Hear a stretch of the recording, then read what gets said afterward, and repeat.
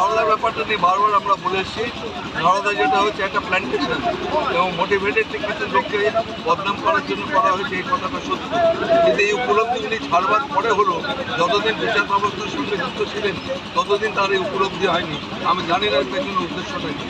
তবে একটা কথা আমি বলি যে আমাদের মাননীয় বিচারপতি তার মনে ছিল, অন্তরে ছিল যে তিনি রাজনীতি করবেন, একটা রাজনৈতিক দলের পক্ষপাতিত্বে তিনি পার্লামেন্টের নির্বাচনে দাঁড়াতে পারেন। সেই উদ্দেশ্য নিয়ে উনি আমাদের বিচার ব্যবস্থার মধ্যে তার অর্ডারগুলো এমনভাবে রিপ্রেজেন্ট করেছেন যাতে সরকারকে হেয় করা হয়, সরকারকে ছোট করা হয়। আমি দুদিন আগেও একটা দেখছিলাম, একটা ওনার বাইট বেরিয়েছে, তাতে উনি বলেছেন যে শুভেন্দুকে কেউ টাকা নিতে দেখেছে, ওদের একটা কাগজের মধ্যে ওর হাতে একটা কাগজ তুলে দিল, তার মধ্যে টাকা আছে, কে দেখেছে? শুভেন্দু যে অপরাধী, এই কথা কে বলছে? অর্থাৎ ওর মনে এটার মধ্যেই ছিল যে উনি একটা রাজনৈতিক দলে যোগ দেবেন,